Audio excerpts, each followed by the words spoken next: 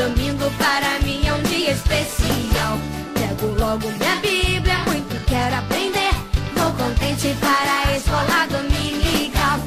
Saúdo os queridos internautas com a doce paz de nosso Senhor e Salvador Jesus Cristo.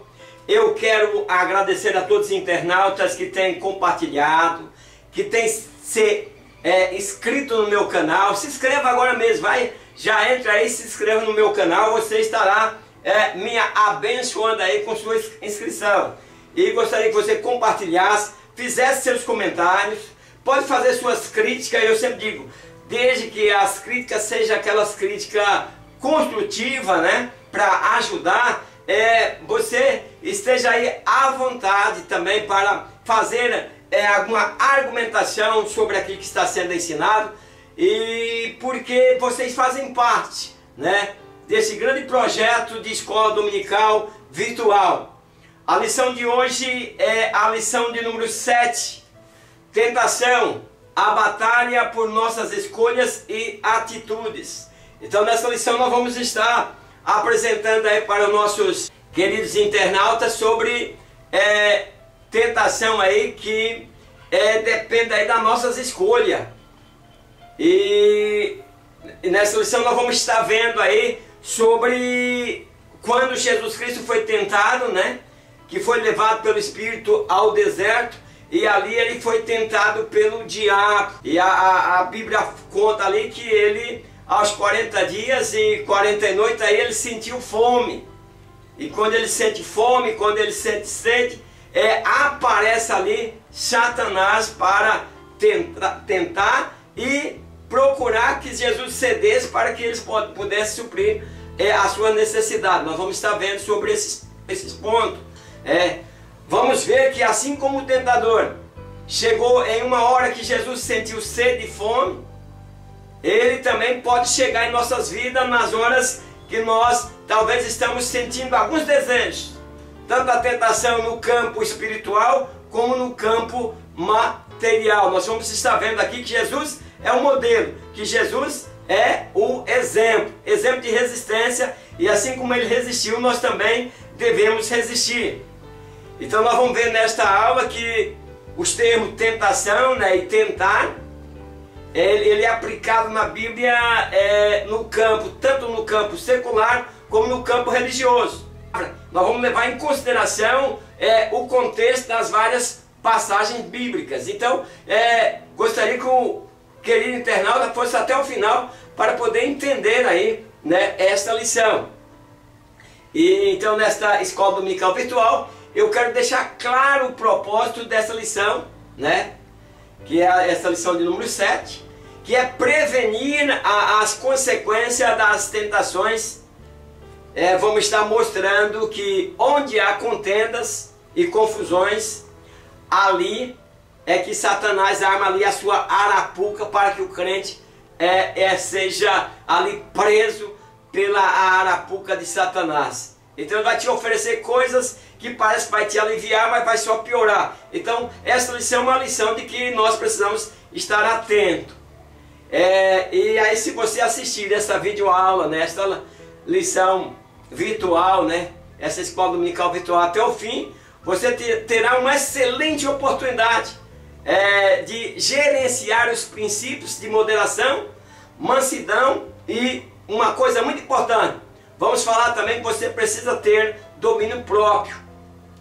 Vamos tratar nessa lição também sobre oportunidade, né, de escolhas e atitudes nessa jornada da vida espiritual. Estaremos vendo que no primeiro tópico o tema é da tentação. E em todo tempo nós vamos ver que somos instados pelo maligno a negar nossa vida de sentido e ceder para as obras da carne, a fim de que manchemos as vestes espirituais. Vou estar mostrando. Satanás quer manchar nossas vestes. Vamos estar mostrando durante esta lição. Não podemos nos dobrar, temos que ser firmes.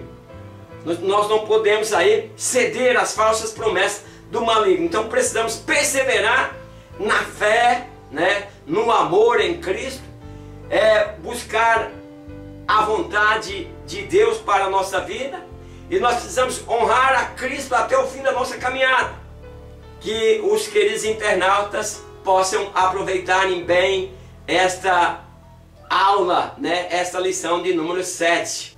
O texto aula: porque tudo o que há no mundo, a concupiscência da carne, a concupiscência dos olhos e a soberba da vida, não é do Pai, mas do mundo. Primeira carta de João, capítulo 2, versículo 16. A verdade que nós vamos praticar, a tentação no sentido religioso, é a atração ou sedução para praticar o mal, tendo por recompensa prazeres ou lucros ilícitos. A introdução: há certo paralelismo entre os 40 anos da peregrinação de Israel no deserto e os 40 dias e 40 noites em que o Senhor Jesus jejuou no lugar ermo. A diferença é que Israel não passou no teste e Jesus foi o vitorioso sobre Satanás. Esses dois cenários têm a ver com nossas escolhas e atitudes na jornada de nossa vida espiritual. Então, nesta lição nós vamos estar vendo sobre nossas escolhas. Esses cenários têm a ver. De repente nós podemos ser reprovado ou aprovado. Tópicos da lição: conceituar, explicar e elencar. Objetivo da primeira parte da lição, do 1 a 3. Conceituar a tentação. 1. A provocação de Refidim. O substantivo tentação significa literalmente teste e provação e instigação. Então nós vamos entrar na lição que nós estamos falando de tentação. O que é tentação? Você passar pelo teste. Sua vida espiritual ou material é testada, de maneira que você será vitorioso se você conseguir seguir de maneira que agrade a Deus. Na contenda paradigmática de Refidim, no deserto, nós temos aí o significado dessas palavras. E aí a Bíblia diz que chamou aquele lugar Massá e Meribá, por causa da contenda dos filhos de Israel. E porque tentaram ao Senhor, dizendo: está o Senhor no meio de nós ou não? Então, meus queridos, nós vemos aí que nós precisamos ter uma fé pura, porque se nós ficamos duvidando aí de Deus, nós vamos ter certos problemas. Nós vemos que eles saíram lá do Egito e pararam aí em Refidim, e aí eles começaram a descrer de Deus. No hebraico, esse vocábulo Massá significa tentação, e Meribá quer dizer contenda, né? Porque os israelitas ali, eles estavam testando o próprio Deus. Então o enfoque do termo aqui é sobre a ideia de instigação ou sedução para o pecado. Então toda a nossa vida, meus queridos internautas, professores, nós vamos estar colocando para nossos alunos que a nossa vida aqui é uma vida inteira de provação.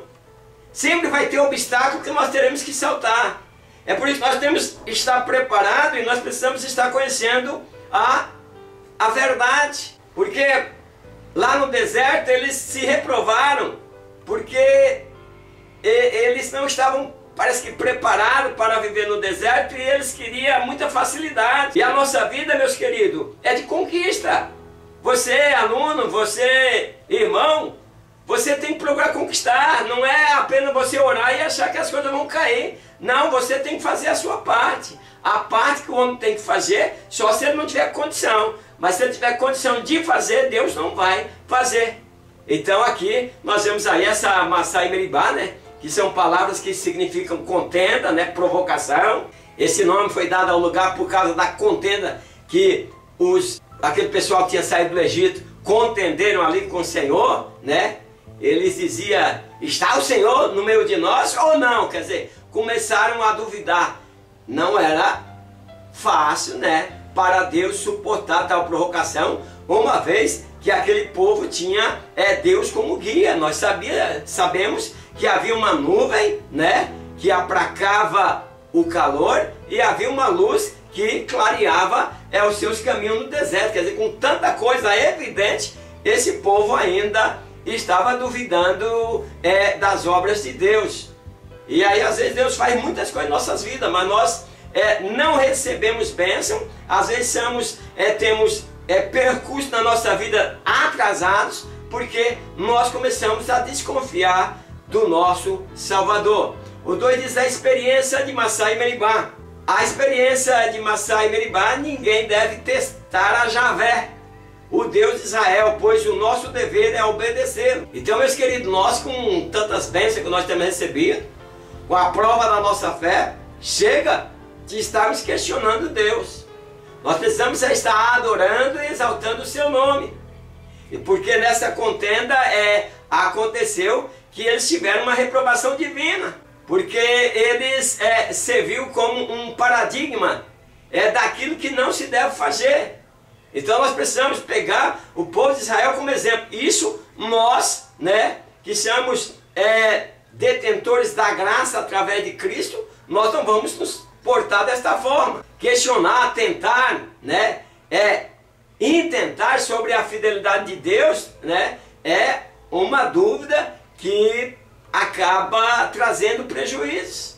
Por isso nós entendemos que o tentador e o Criador refletem a nossa descrença nele. E a Bíblia é contra esta prática. Então, meus queridos, nós precisamos compreender, separar a nossa fé dessas dúvidas. Está aí toda a grandeza que Deus fez, que Deus tem governado, o mar vai até onde o Senhor permitiu que vá. Nós vemos que Ele pôs limite em tudo e pôs limite também em nossa vida. Então nós sabemos que o nosso Criador está conosco. Então não há de que nós estarmos duvidando. O 3 diz como um teste. Isso é muito comum no Antigo Testamento. O exemplo clássico é a passagem do sacrifício de Isaac. Não é que Deus tentou Abraão. Deus queria fazer um teste, quem que Abraão amaria mais. Veja bem, meus queridos, que Deus, eu sempre digo isso, Deus não está preocupado em saber, ele é onisciente, mas Ele não preocupa em saber o nosso comportamento, como nós vamos agir. Ele quer deixar fluir, Ele quer deixar que o homem age, para que ele não esteja interferindo. Então é por isso que Deus tenta a Abraão pedindo a Isaac, onde está o seu maior amor? E Deus não anteveu que Abraão negaria ou não negaria seu filho. Ele deixou as coisas acontecer. É por isso que nós precisamos compreender. Tem pessoas que às vezes dizem, uma folha está caindo lá do pé da árvore, foi Deus que mandou, Deus viu. Não é isso, meus filhos, está ordenado desde a criação. Então a finalidade de Deus fazer esse teste com Abraão, Deus queria revelar a fé de Abraão. E muitas vezes nós somos testados para que o nosso caráter seja exposto diante da presença de Deus. Então no hebraico que tentou, que é nissar, ele tem o sentido de testar, experimentar. Vamos ver se esse camarada está pronto mesmo. É assim que Deus fez. Deus age muitas vezes como age o homem, com uma diferença na sua sabedoria, e que nós somos criatura dele. Então o Novo Testamento emprega aí termo também com a ideia de tentativa, como estava, por exemplo. Muitas vezes nós vemos aí os apóstolos sendo testados. O objetivo da segunda parte da lição: explicar o processo da tentação de Jesus. Nós vamos estar vendo aqui que a tentação de Jesus no deserto é o primeiro acontecimento registrado de sua história depois do batismo por João Batista no Rio Jordão. Era de se esperar que aquele que veio para desfazer as obras do diabo, conforme está escrito na primeira carta de João, capítulo 3, versículo 8, enfrentasse a reação de Satanás. O inimigo de nossa alma decide, ou decidiu lutar, contra Deus por esse poderio do Senhor Jesus. Então o inimigo de nossa alma decide lutar por sua causa. E que a chegada do Salvador alvoroçou todo o reino das trevas. O diabo, por exemplo, parece que ele não se dá por vencido. Undes levado ao deserto. O deserto é um lugar onde os seres humanos percebem a grandeza de Deus e a fragilidade humana. É um lugar de profundo silêncio para meditação e oração, onde há vastidão de espaço para ouvir a voz de Deus. Nós dizemos de solitude. Muitas vezes, às vezes nós precisamos decidir estar só para que nós possamos sentir e ouvir a voz de Deus, né? Não, o solitude não é tentar se isolar. 2. Sobre o jejum de Jesus. Segundo a narrativa de Mateus, Jesus jejuou 40 dias e 40 noites, depois teve fome.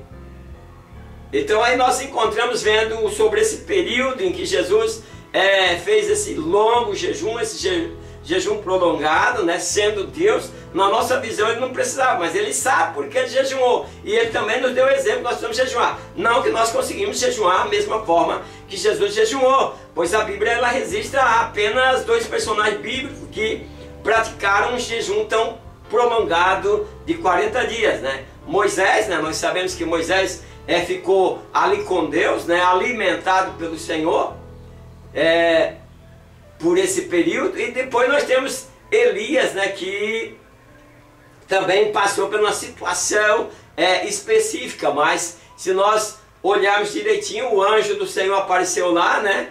E serviu a Elias e deu uma comida tão forte que ela durou toda a sua caminhada. Então aí a própria Bíblia diz assim em 1 Reis 19 e o versículo 8, que depois que o anjo deu aquela comida ali para Elias, ele comeu, bebeu, e aí com a força daquela comida caminhou 40 dias e 40 noites até Horebe, o monte de Deus. Então eu até, por exemplo, coisa minha, meus queridos, coisa minha, eu não vejo aí um jejum de 40 dias e 40 noites na vida de Elias, mas é coisa minha. Nosso comentador da lição, ele está dizendo que Elias jejuou 40 dias e 40 noites, não estou indo contra ele, mas quando eu olho dentro do texto, observando o contexto aqui, nós vemos que a comida que o anjo deu para Elias, ela possuía uns ingredientes, né, uma vitamina que conseguia fazer com que ele aguentasse toda essa caminhada. Vocês podem olhar que o texto está dizendo, e com a força da comida caminhou 40 dias e 40 noites até Horebe, o monte de Deus. Então, na minha visão, ele não estava jejuando.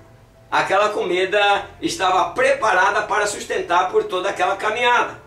Então, mas é coisa minha que eu estou observando.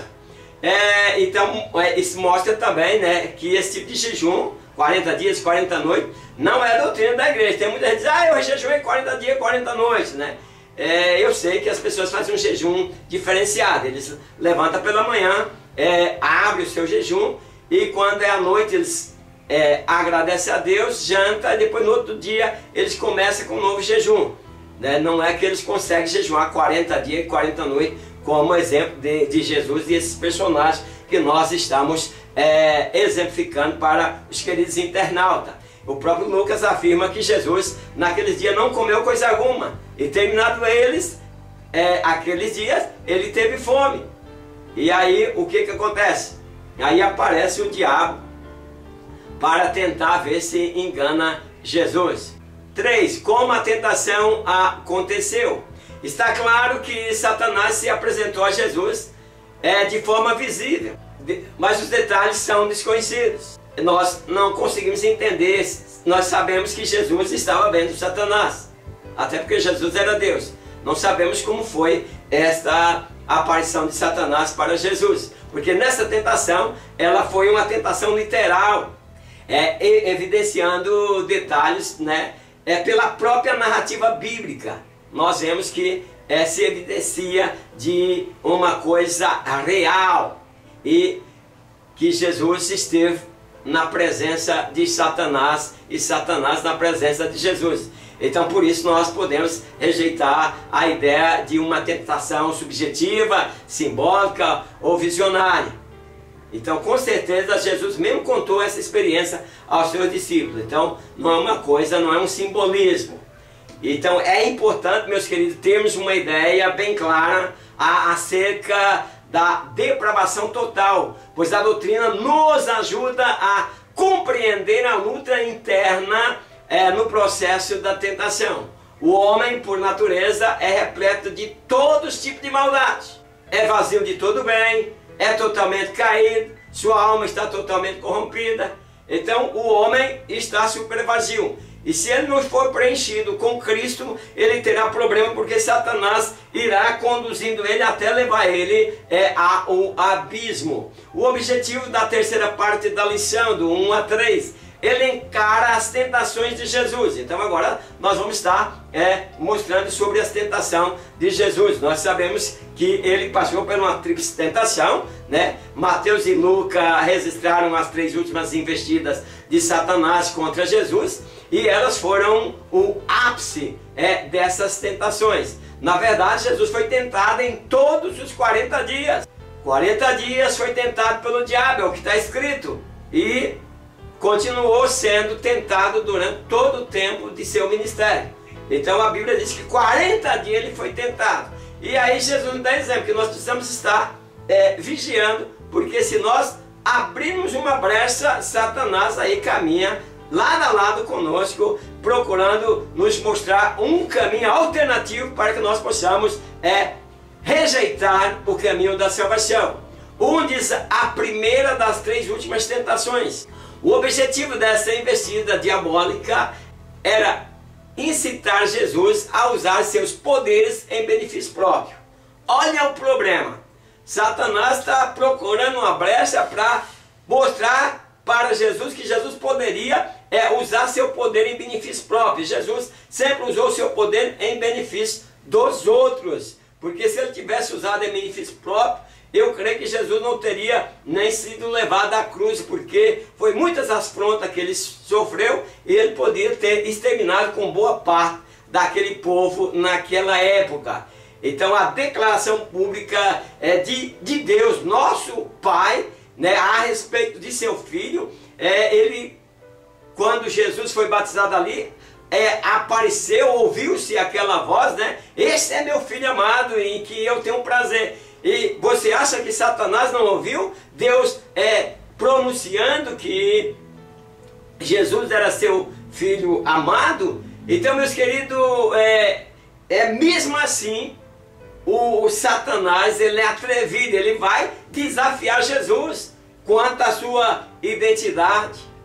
E daí ele quando ele diz, se tu és o Filho de Deus, quer dizer, ele ouviu Deus dizendo, esse é meu Filho amado, mas ele parece ter dúvida aí, ou ele quer afrontar Jesus dizendo, se tu és o Filho de Deus. Muita gente vai olhar e olha, se tu és o Filho de Deus mesmo, faça isso comigo. Isso não é tipo de oração, meus queridos. Nós precisamos aprender a respeitar a autoridade de Deus. E aí é por isso que nós sofremos sequelas, né? Muitas coisas em nossas vidas, porque nós, mesmo como cristão, nós desafiamos a Deus. Ah, se tu está comigo, tu faça isso. Se tu é o nosso Deus, se tu é o Cristo de Deus, então cura minha esposa, cura minha sogra, né? Tira esse negócio da minha frente. Você está fazendo uma oração como a onda do mar que vai e volta. Você já está fazendo uma oração de dúvida. Tire esses negócios da sua oração. Eu tenho visto pastores e muitas pessoas, muitas lideranças dizendo, ó, se tu está comigo, meus queridos, ande na presença do Senhor e ser perfeito. E aí o Senhor estará com você, não precisa você duvidar disso. Então muitas vezes, assim como Satanás se colocou à semelhança de Eva, nós também nos colocamos. Então esse pecado consistia em satisfazer o apetite físico com algo que lhe era proibido. Quantas vezes nós não estamos também buscando os prazeres da nossa carne? O 2 diz, a segunda tentação. Aqui, o objetivo de Satanás é induzir o Senhor Jesus a tentar o Pai e persuadir a um ato de vaidade. Satanás quer levar o cristão à vaidade. E tem levado muitos. Muitos têm se apresentado de maneira que não se parece um servo de Cristo. Mas porque eles é conduzido à tentação.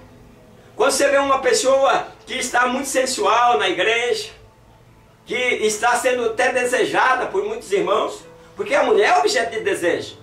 Você não se escandaliza de eu falar isso. A mulher é muito mais objeto de desejo do que o homem. Quando uma mulher se traja de maneira a parecer com uma prostituta, com uma mulher que vende o seu corpo, o que que acontece? Ela atrai muitos olhares disfarçados, porque o crente às vezes olha disfarçado. E muitas vezes até os homens de Deus estão dizendo, Senhor, tem misericórdia, eu não posso nem olhar para essa mulher. Por quê? Porque ela é um atrativo preparado pelo maligno. Está comungando e está em comunhão com a igreja. Não é que eu queira que tire essa mulher, mas tem que trazer essa mulher para uma secretaria e dizer, minha irmã, você está fazendo aí as pessoas ter cobiça dos olhos. Então a cidade santa aqui que nós vemos, quando Jesus foi transportado, né, diz assim, a cidade santa para onde Jesus foi transportado é Jerusalém, conforme Neemias e Isaías todos escreveram. Então Satanás incita Jesus a jogar-se do pináculo do templo abaixo, usando o texto de Salmo. Ter proteção divina, conforme as promessas que o Salmo faz, e tentando a Deus. Quer dizer, mas o Salmo lá é muito diferente de estar tentando a Deus. A proposta de Satanás era para Jesus testar Deus, algo que as Escrituras proibiam. Então, Jesus disse, olha, o diabo, né, ele nunca se firmou na verdade, ele é o pai da mentira. Então ele vai estar sempre procurando fazer com que você faça as coisas erradas, para que você possa fazer com que Deus se afaste de você. E eu não sei, vocês podem até fazer seus comentários aqui abaixo, né? Eu pergunto para vocês, mas a Bíblia diz que o diabo levou Jesus no pináculo do templo, quer dizer, no ponto mais alto do templo. Jesus não ia subir ali pela escada para chegar lá para ser tentado, na minha visão. Então, o texto bíblico diz que então o diabo transportou a cidade santa e colocou sobre o pináculo do templo. Veja bem, transportar é maneira de carregar. Aí eu pergunto para vocês, o diabo carregou Jesus? Aí lá na frente ainda, dentro do texto, ele diz assim, e colocou. Quer dizer, parece que ele nos dá uma sensação de que o diabo pegou Jesus, trouxe e colocou aí, lá no ponto mais alto do templo. Quer dizer, colocou. É isso?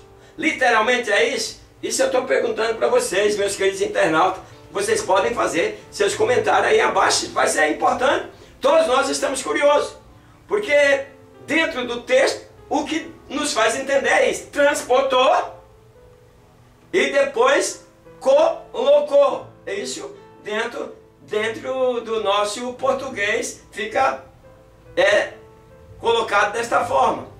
Então, o diabo carregou Jesus e colocou ele lá no pináculo do templo, quer dizer, no ponto mais alto, e disse, lança-te daqui abaixo. Então, em vez de ensinamento aqui eu vou deixar uma pergunta. Gostaria que vocês respondessem aqui embaixo, façam seus comentários, e será talvez, pode ser de grande edificação para muitos internautas. Vamos fazer uma discussão aqui, escola dominical é isso, professores, vamos fazer uma discussão aqui nos comentários aqui desta lição, sobre este assunto. Então o diabo transportou a cidade santa. O diabo pegou Jesus e carregou e colocou no pináculo do templo, no lugar mais alto. O texto é literal, é desta forma? Espero vocês comentarem aí conforme a visão de cada um de vocês, porque isso é muito importante. 3.3, a terceira tentação. Esse último ataque consistia em induzir Jesus a se apoderar do domínio do mundo por meios ilícitos. Então, meus queridos, nós estamos vendo aí que a intenção, o objetivo de Satanás com esse último ataque. Como diz um grande comentarista dos evangelhos, a concessão era pequena, mas a oferta era grande. Vamos te dar uma concessão, Jesus, que tu vai ser dono de tudo esse mundo. Só que eles confundem. Jesus diz, o mundo jaz no maligno, né? O mundo está no maligno, mas a influência maligna, o mundo pertence a Deus. É que nós já olhamos o mundo como pecado, mundo como influência maligna, mas todo o universo, tudo que habita pertence a Deus e é dominado por Deus. É porque o próprio Satanás parece que confundiu quando a palavra de Deus fala que o mundo jaz no maligno, ele achou ser dono de tudo e agora está oferecendo para Jesus. Mas ele não é detentor do poder de todas essas grandezas, que todas essas maravilhas foi Deus que fez e pertence a Deus. Apenas o mundo está influenciado por essas obras de Satanás. Então aí nós perguntamos, teria Satanás controle do mundo a ponto de oferecê-lo a quem desejasse? E nós vemos que Jesus, meus queridos, Jesus não entra em discussões bobas. Jesus não discutiu sobre essa reivindicação do diabo. Então nós vemos aqui que 3 tentações Jesus passou aqui. A primeira coisa, Jesus está com fome. Ele manda Jesus transformar pedras em pães. Depois ele, conforme está escrito no texto, transporta Jesus, leva até o pináculo do templo e manda Jesus se atirar lá para baixo.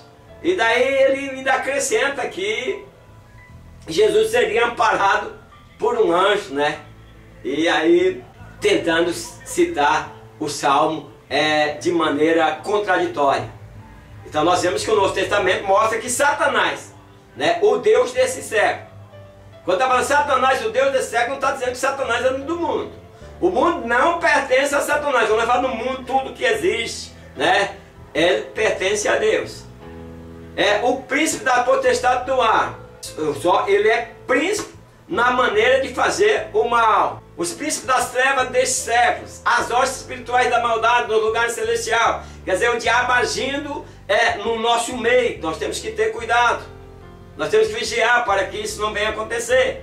Todo mundo está no maligno, porque o diabo ele se multiplicou aqui sobre a terra para fazer as suas obras contra Deus, para se levantar contra Deus, para levantar contra o exército dos salvos remido pelo sangue de Cristo. Mas nós temos que entender que Satanás não tem nada para ninguém. Tudo não passa de mera aparência de engano. Jesus disse, ele é mentiroso. Então ele é tão mentiroso que ele chega para Jesus e quer oferecer a glória. A Bíblia fala a glória dele. Esta glória, toda a glória deste mundo pertence a Deus. O 3 e o ponto 4 diz resposta de Jesus. O ataque diabólico foi nas áreas mais sensíveis do ser humano.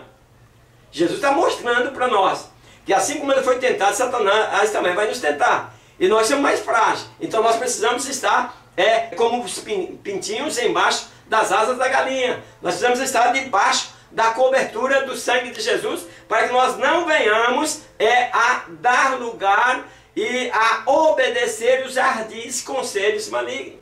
Então, em tudo que há no mundo, a concupiscência da carne, a concupiscência dos olhos e a soberba da vida. Mesmo com toda a sua habilidade maligna, foi grande e devastadora a derrota pelo poder da palavra de Deus, proferida pelo nosso Senhor Jesus Cristo, que sempre dizia, está escrito, está escrito. Então, meus queridos, a palavra é poderosa. Nós precisamos nos basear no está escrito. Vamos fazer tal coisa? Não, está escrito que ao cristão, ao servo de Deus, não convém portar-se desta maneira. E aí não está escrito, nós também vamos nos defendendo das astúcias de Satanás. Então assim o grande conquistador, né, o nosso Senhor e Salvador Jesus Cristo, pode simpatizar com os que são tentados, né? Ele pode simpatizar com os que são tentados, pois ele mesmo foi tentado de maneira real. Então agora nós podemos nos consolar, porque temos um protetor no céu que é capaz de se compadecer de nossas fraquezas. Ele entende os nossos pontos fracos e ele está pronto a nos ajudar. Aquelas pessoas que quiserem um certificado, é só entrar lá no meu site, é só você colocar aí, fazer seu comentário e dizer que você quer um certificado. No final desse trimestre você estará tendo esse certificado inteiramente grátis. A conclusão diz, diante dos fatos aqui expostos, aprendemos a não subestimar a força e os ardis de Satanás e seus demônios, pois ele ousou tentar o próprio Filho de Deus. Adão foi testado e não passou no teste. Da mesma forma, Israel foi reprovado logo no limiar de sua história como nação. Mas Jesus foi aprovado e por isso, glória a Deus. Agradeço a todos os internautas, né, por ter assistido esta escola dominical virtual. E até a próxima escola dominical virtual, na paz do Senhor Amém.